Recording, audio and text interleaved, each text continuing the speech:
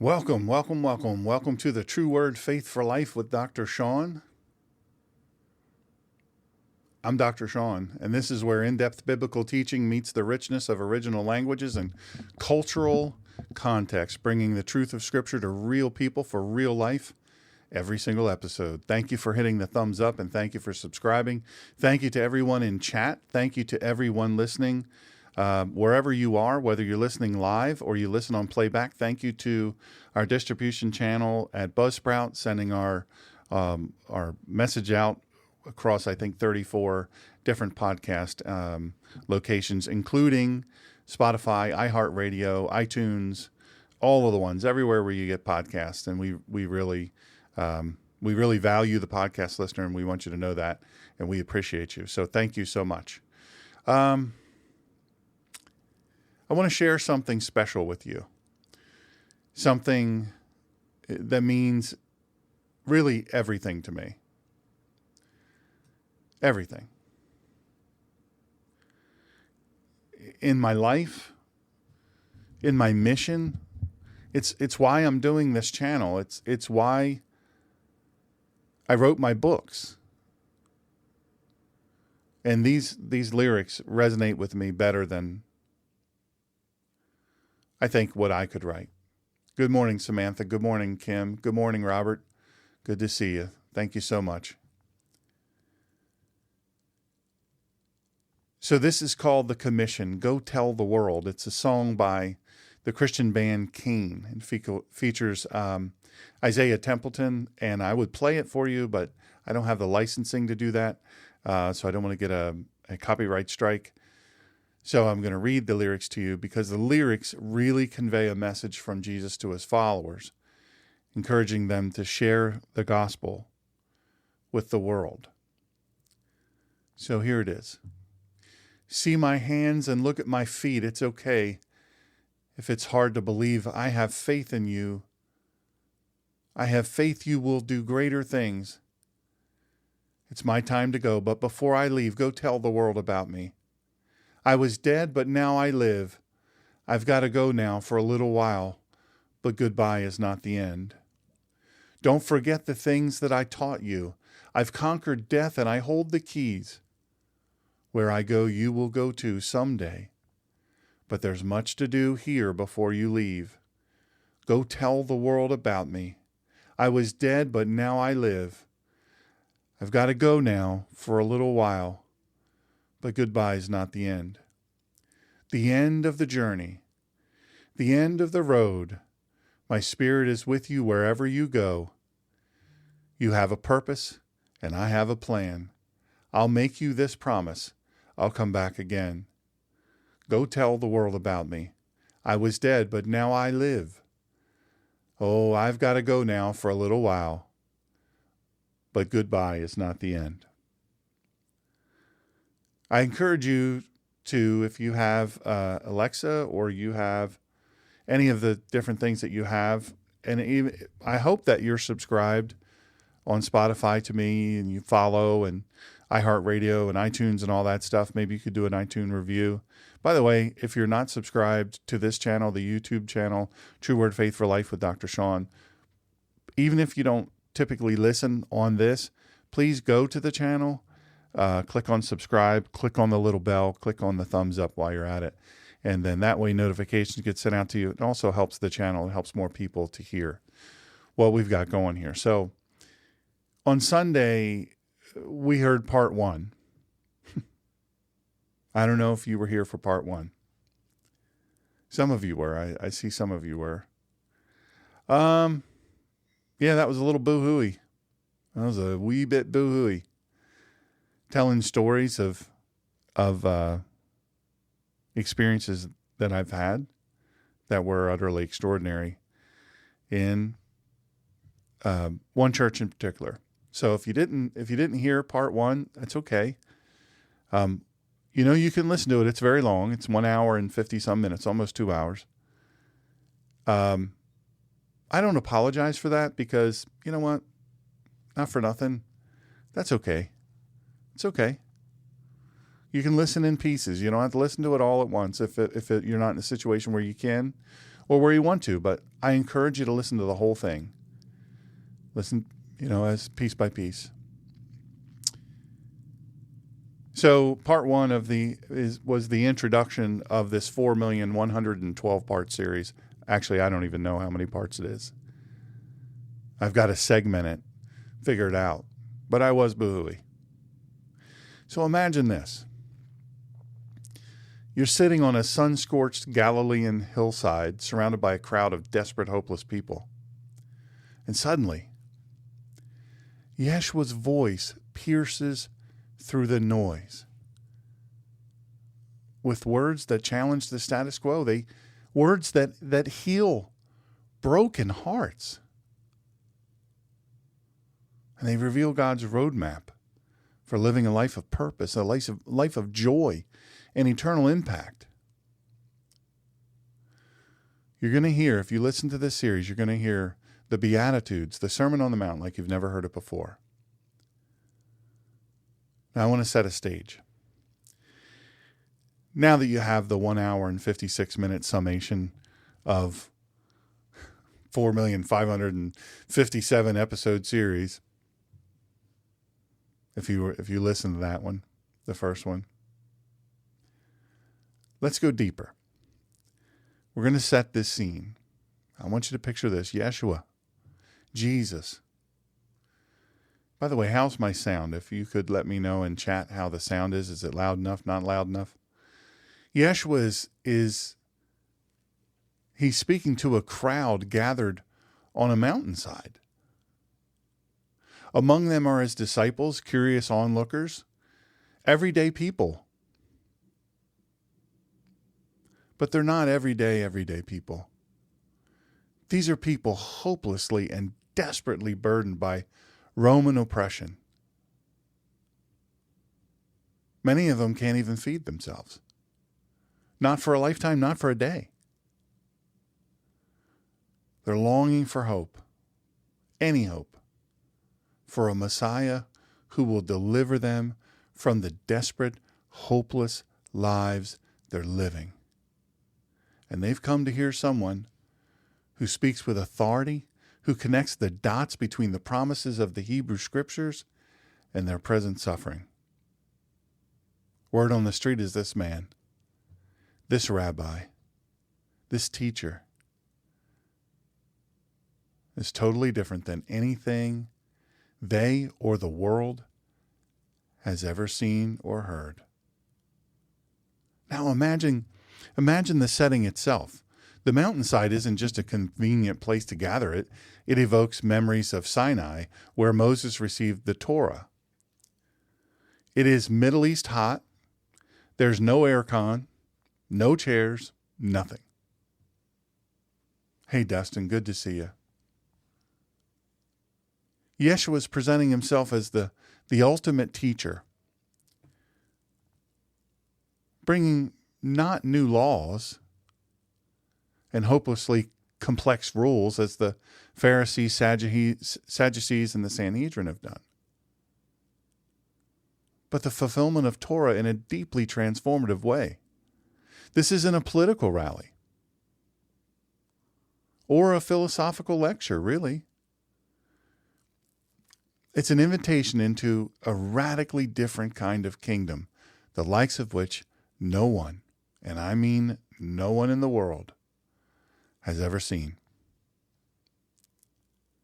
So what does blessed mean? They all start with blessed, the beatitude part of it. If you're going to listen, or you've already listened to part one, I read the entire Sermon on the Mount. Very rarely is that ever read in one piece. Probably the death knell to clicks, because people are conditioned. It's a microwave society. Let's say the microwave instructions say, put on high for 1 minute. At 41 seconds, you're going, it's probably done enough. That's our society. We have a very short attention span. I don't teach very short lessons. I'm not for everybody. But I want you to understand all of it. I want you to get your money's worth. By the way, thank you to Facebook Live, our Facebook Live listeners, our Twitch listeners, our Instagram, our LinkedIn, and our X listeners. Thank you so much for listening. Appreciate it. Click on follow or whatever the thing is, if you don't mind. So, blessed. It's very misunderstood. In Greek, it's makarios, which some translations render as happy. But happiness, in the biblical sense, isn't about fleeting emotions or feeling good. My dear professor and president emeritus of Masters, Dr. Dennis Fry, he wrote a book about whipped up emotionalism. No, this is not that whipped up emotionalism. Happiness in the biblical sense isn't about feelings. It's not about feeling good. The Hebrew roots of this idea, found in words like ashrei, in the Psalms, carry a sense of being in alignment with God's purposes. And for example, here's a great example for you, Psalm 1. Blessed is the man who does not walk in the counsel of the wicked. That's Psalm 1. Blessed is the man who does not walk in the counsel of the wicked. Here, blessed means a life that reflects God's favor and direction. It's not about material success or personal comfort, but it's about living in harmony with God's design for humanity. Yeshua's use of blessed flips our worldly expectations completely upside down. Consider this first beatitude. Blessed are the poor in spirit. Huh? Blessed are the poor in spirit. You know, in our culture, poverty, whether it's spiritual or material, it's usually seen as a sign of failure. Look, if you're poor, you failed. Right? That's how we look at it. We measure things by financial success. It's interesting, Elon Musk, the richest man in the world, says he doesn't measure anything that way. He measures nothing by poverty. He doesn't measure people by poverty. I found that intensely interesting, that he doesn't measure people that way. He looks at people and he says, who are you as a person? What are you about?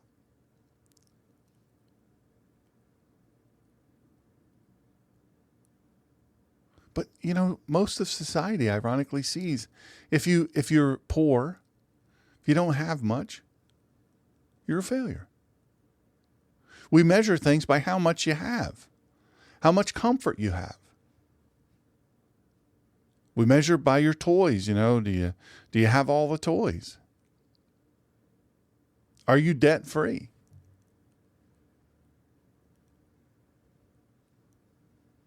Society looks at poverty as a sign of failure. But Yeshua, here in this place, on this hillside, Yeshua, Jesus, declares it the starting point of entering God's kingdom. And that is why he started with that. Blessed are the poor in spirit. To be blessed, then, is to experience God's presence. Blessed is to experience God's provision in the least expected circumstances. Blessed under the most unlikely and appalling life conditions. Just life-defying. Conditions that just defy life that anyone really could imagine. You know, Yeshua in his Sermon on the Mount, he challenges us to rethink what it means to live a Lucky Life. Dr. Moen, who wrote the book, The Lucky Life, the backwards Beatitudes. I encourage you to get that book. It's going to break your brain. It's a small book. It's going to break your brain. Don't blame me. I'm just telling you, go get the book and hang in there. It was one of Dr. Moen. One of the things about Dr. Moen is if Dr. Moen, even in an undergraduate course, I had him for undergraduate courses, I had him for grad courses, and I had him for doctoral courses. You're going to have 6 textbooks at least from him. I mean, there's a lot of reading. But this was one of them, and I was all happy before I opened it up. I was like, woohoo, this is easy. Look at this little tiny book. This will be easy. I'll whip right through this. Nah. Nope. Hard no. It's one of the hardest things I have ever read or ever digested. The lectures were unreal. Just indescribable. The whole time I'm going, what? What?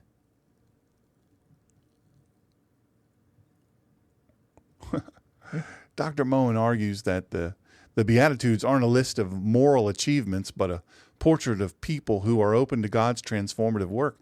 The lucky life isn't about escaping hardship. It's about finding God in the middle of the hardship. An example could be the poor in spirit are those who recognize their dependence on God. I don't know. I've had a lot, and I've had less than nothing. And I'm embarrassed to say I felt closer to God when I had almost nothing. Now, I'm not encouraging you to go out and set fire to all your stuff. By no means. But I talked about it in episode 1. It's one of the reasons why I was so boo-hooey.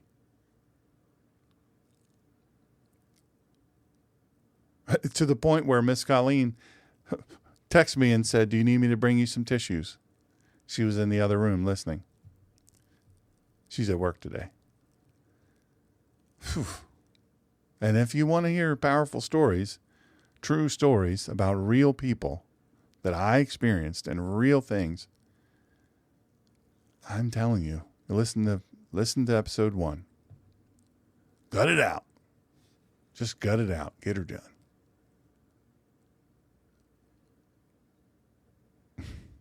Utter dependence on God. When was I closer to God than when I was utterly dependent on him? I learned a very valuable lesson then. Keep short accounts with God.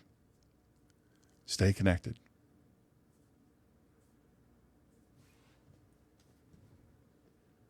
Stay connected with the Word of God. Stay connected with prayer.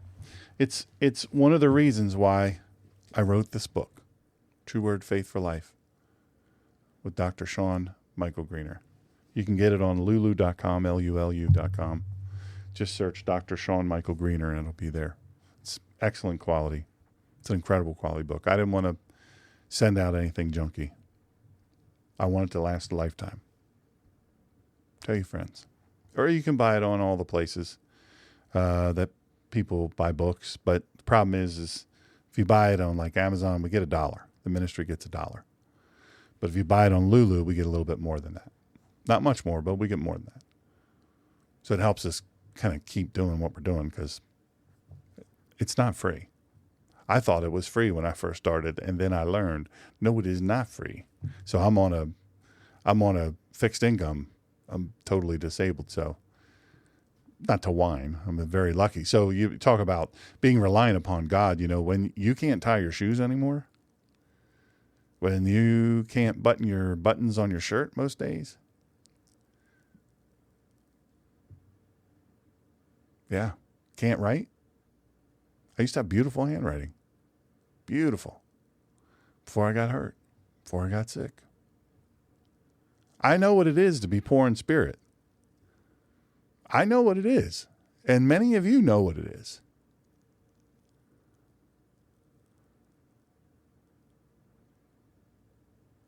when you have nothing left to give but your trust. You say, I don't have anything to give you. Got nothing left. You know, those who mourn, they're not just grieving personal losses, but mourning the brokenness of the world. And they're longing for God's restoration.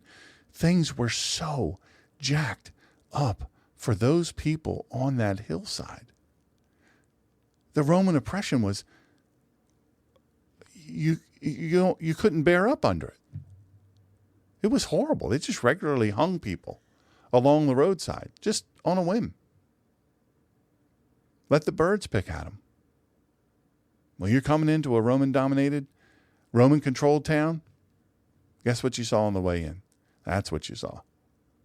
A bunch of people hanging on crosses.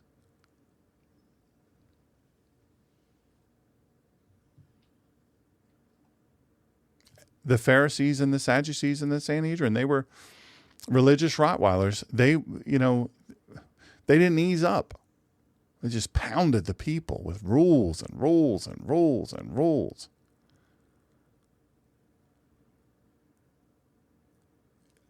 Each beatitude invites us to a deeper relationship with God, where his power is made perfect in our weakness.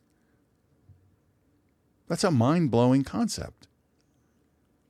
God's power is made perfect in our weakness. This also highlights the communal nature of the Beatitudes.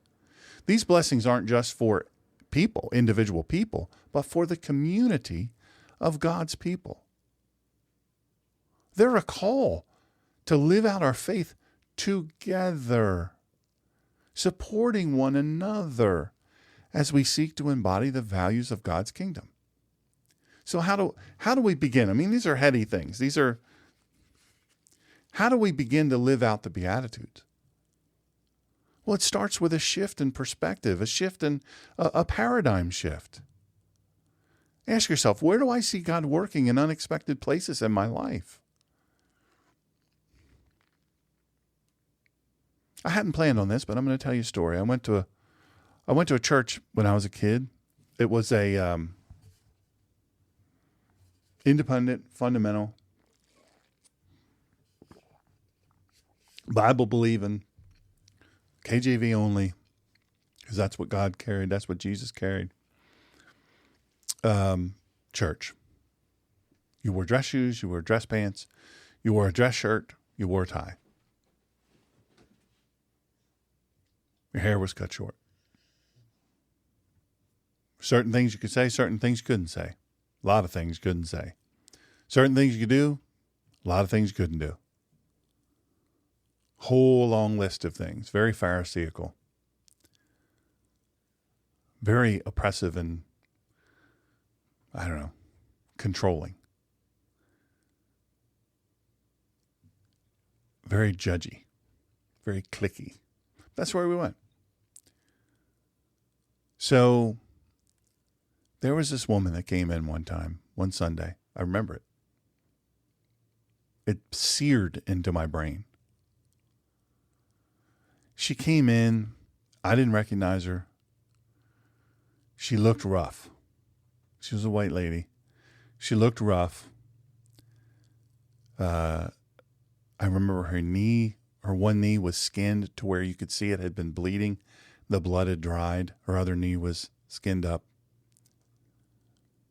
She looked hungry. She looked malnourished.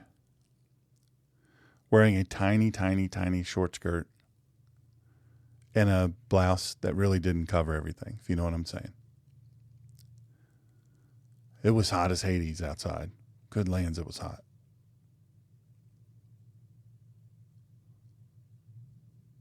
You could kind of tell she was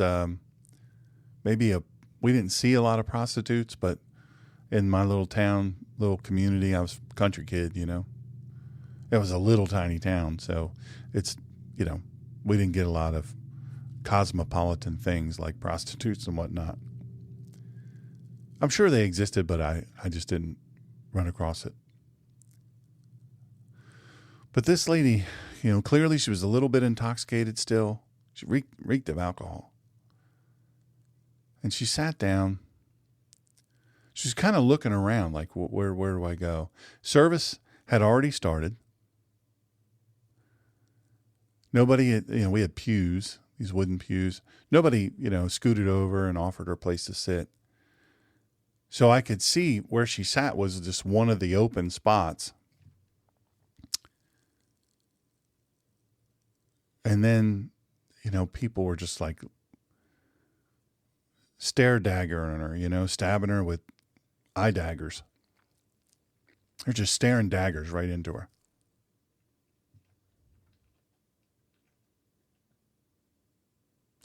I remember at a certain point, she got up. She walked to the back. I remember my mom saying, don't look, don't stare. But I had good peripheral vision, so I was kind of like, and I could see that some of the deacons or elders or trustees or whoever, they had gotten up and they walked over to her, and they kind of were like putting their hands not on her, but kind of trying to get her to go out. She wasn't being loud. She wasn't being disruptive. You could just tell she was lost, and she was hurting, and she needed somebody to love her.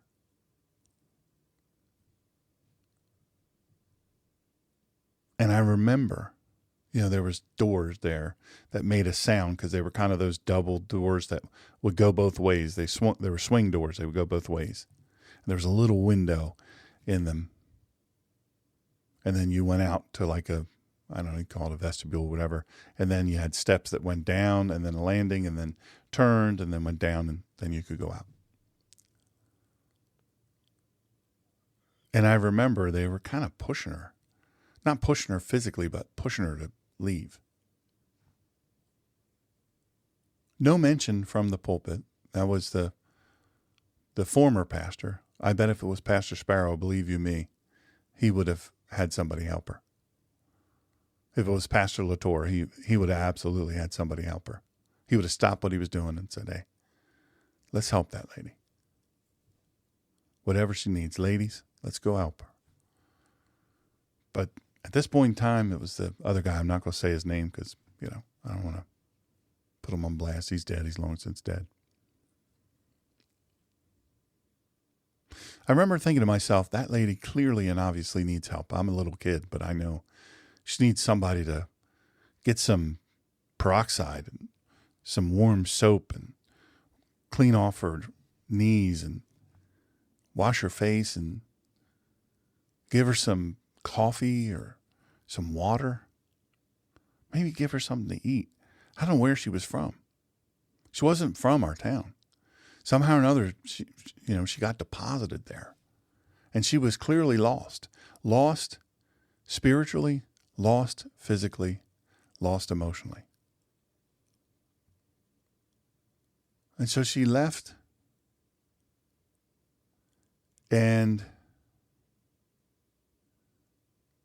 apparently she walked down Savannah or up Savannah Road. She walked, I guess, I'm not sure what it would be, what direction, but she walked towards this one corner where you could turn to the right, or you could keep going, a little bit of bend to the left. And apparently she was hit by a car and killed.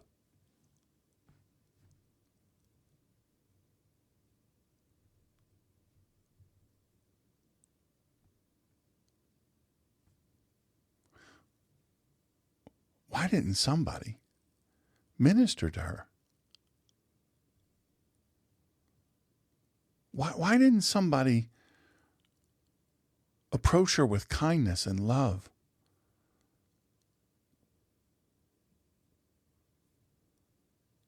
We were poor, but most of the people that went to that church, 3/4 of them, they were the people that basically owned the community. They could have easily helped her. We had a kitchen. They could have easily fed her, sat her down and said, hey, what's going on? Where do you live? Where are you from? What do you need? How can we help you? We can get you some clothes. We can find you a place to stay. All those resources were readily available in that church. And yet no one did it. They pushed her out because her shirt was too short.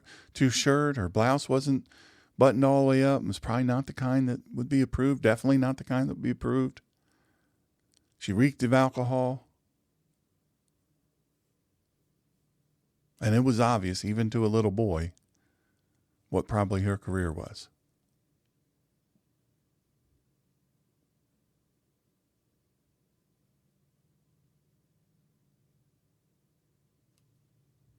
Why?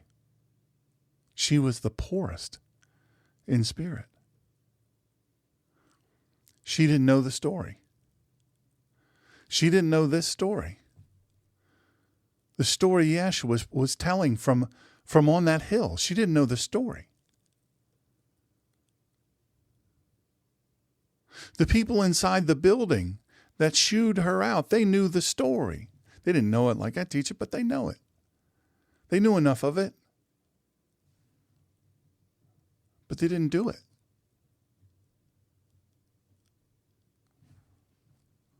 If they were asked the question I just asked of you, to ask yourself, where do I see God working in unexpected places in my life? If they were to ask themselves that, all they need do is look at this woman who came in desperate need, poor in spirit, destitute.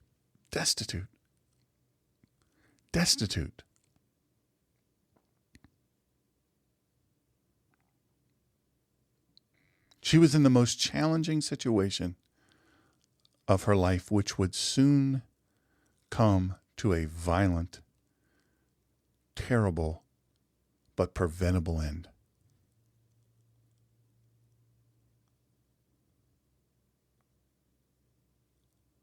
Maybe it's a challenging relationship you're experiencing. Maybe it's financial struggles. Maybe it's health. Maybe it's a season of uncertainty you're going through. But what Yeshua is telling these people on this hillside, and what he's telling us, is instead of seeing these as obstacles, view them as opportunities to experience God's grace. And how very often is God's grace extended and experienced to people through his people. Here's what I want you to think about for this week. I would like you might want to write this down. I would like you to reflect. Take 10 minutes.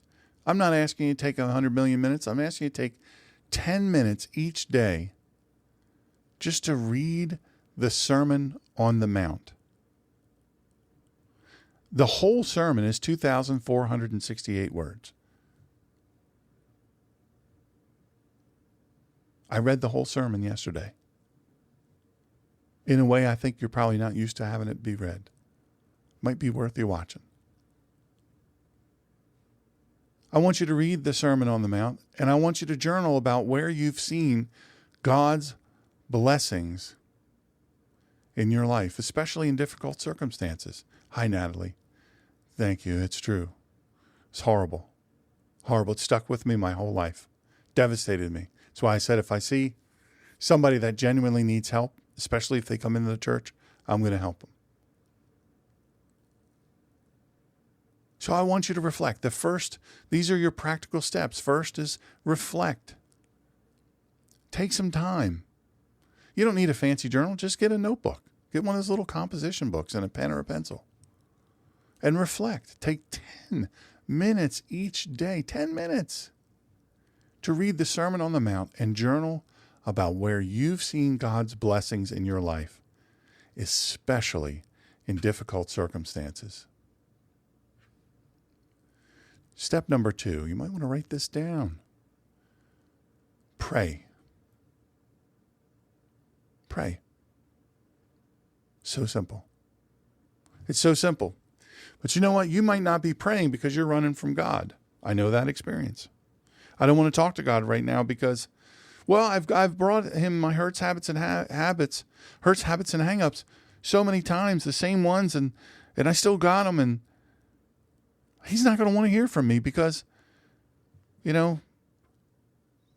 people just don't want to hear from you when you keep screwing up. It's not true. Come reach out to me. I'm listening. God says, I'm listening.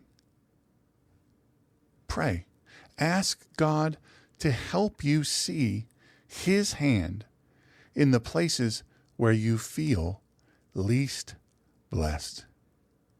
Ask God to help you see his hand in the places where you feel least blessed.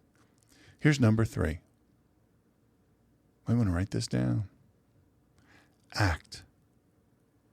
Look for a way to share God's blessings with someone else, whether through a kind word, a small act of service, or maybe a generous gift. Maybe you're in a situation where you can give a generous gift. I've mentioned about Martin,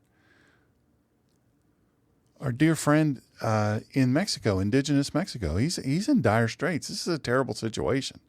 He's at the end of his life. I just want to help him finish it well. I don't want him to starve to death.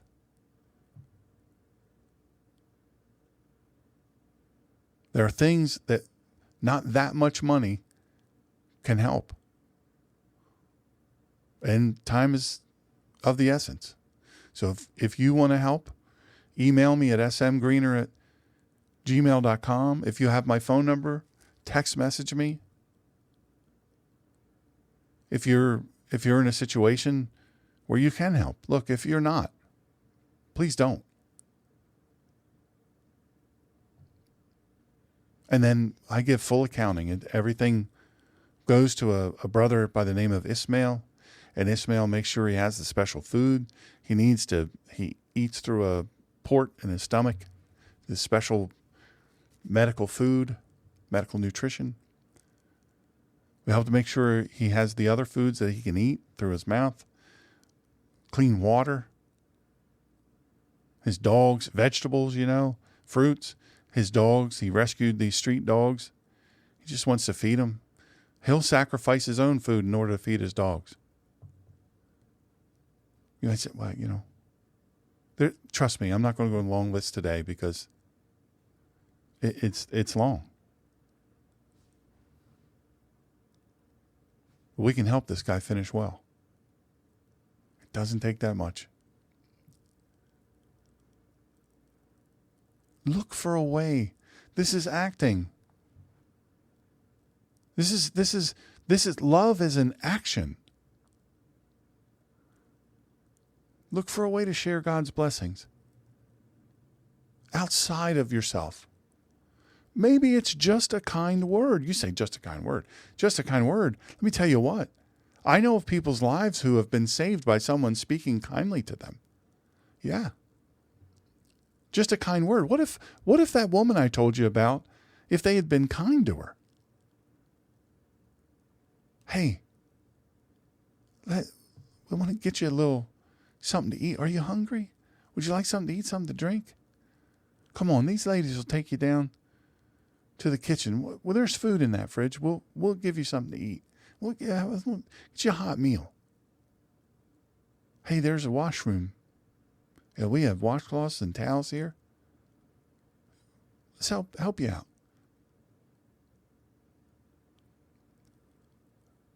Would it kill you to smile? I know some folks have the most beautiful smile in the world. And they walk around, they never smile. They never smile. Just the simplest little thing, like a smile. Would it kill you to smile?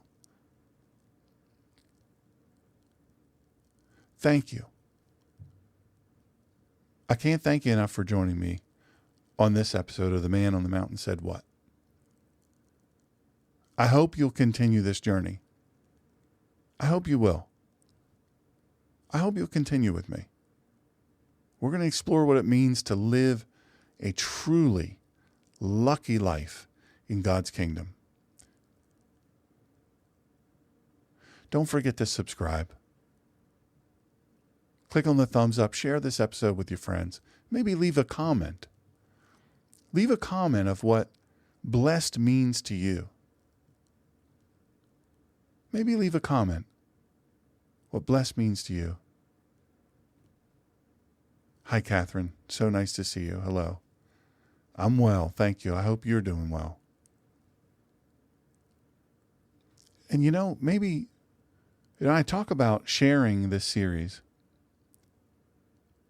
This channel's not monetized, so I don't get anything from YouTube. YouTube doesn't just send me money,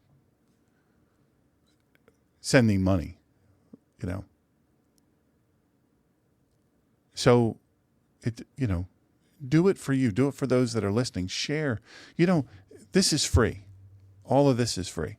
But it may be priceless to someone at the very edge of giving up, the truly poor in spirit. And by them hearing this, maybe it's not about me, it's about what Jesus said.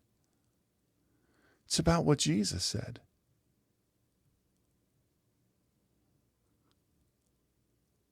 We're going to talk about why. Next episode, we're going to talk about why. The Sermon on the Mount is in Matthew, Beatitudes, which is Hebrew, Matthew 5.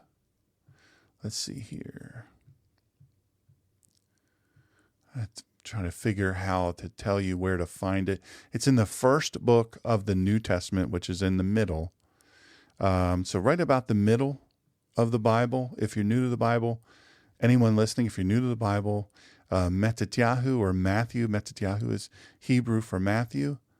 You go there, and you'll see some bold letters as you go through the different parts of Scripture, and that's called a pericope. Pericope. That's what that's called. That's a title. Let me look at a regular Bible and see. I'm going to see about where the middle would be.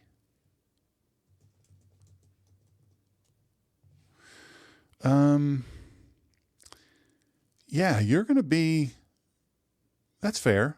That's fair. Yeah, you're going to be right about the middle. In my Bible, and y'all, you can be thinking about how, maybe put in comments what you would write in comments. I'm trying to get to this. This one's a small Bible. Okay. So if you look here, so there's the Old Testament and there's the New Testament. So it's a little bit more than half in some Bibles, depending on what type of, like if you have a study Bible, you further back. So it's Matthew chapters 5 through 7. The whole thing, the Sermon on the Mount is there's a lot more to it. And I'm going to go through all of it. I'm going to go through the whole thing.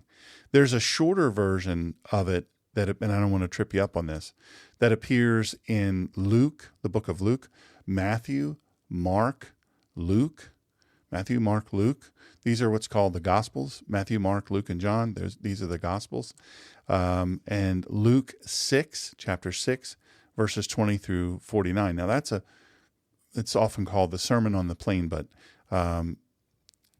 this is a much shorter version. So the Matthew chapter 5 through 7, that is the where it's recorded in the greatest detail. So hopefully that'll help you. It's one of the most powerful, but most often mistaught, misunderstood. But yet it's for 2,468 words, depending on the translation. Yeshua, who is Jesus, he's speaking to these people. I would encourage you. I think, Robert, you listened to episode 1, because I think you mentioned about your daughter. Utterly tragic. I'm so sorry about that. But and I appreciate you sharing that. If that was you, I'm pretty sure that was you. I appreciate you sharing that, because that's not the easiest thing in the world to share. But if you haven't listened to episode 1, I'm going to be real honest with you. It's long. I get real boo-hooey in it. I didn't think I was gonna, but I was telling a story about churches, blessings from churches. I didn't even know these people.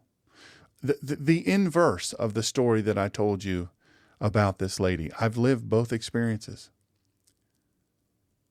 The inverse of it was I told in part 1 of this series. I did it yesterday. It's under the live tab. It's free. It's under the live tab, and you're listen to it anytime. You listen to it in parts. It's long, 1 hour and 56 minutes. It's long. I'm not going to kid you. It's long, but it's worth it. I really believe that it's worth it. So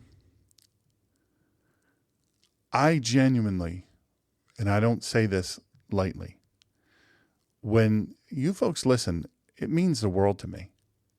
You could be doing anything with your time. You can